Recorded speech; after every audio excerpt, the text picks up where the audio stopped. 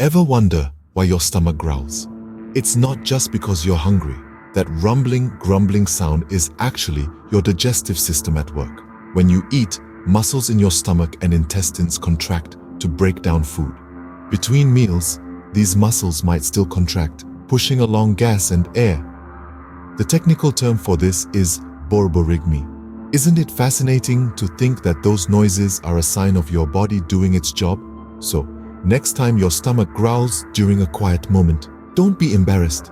It's simply your body's symphony playing its natural tune. Now, isn't that a fun fact to share at your next dinner?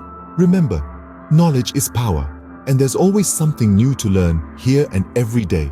Stay curious.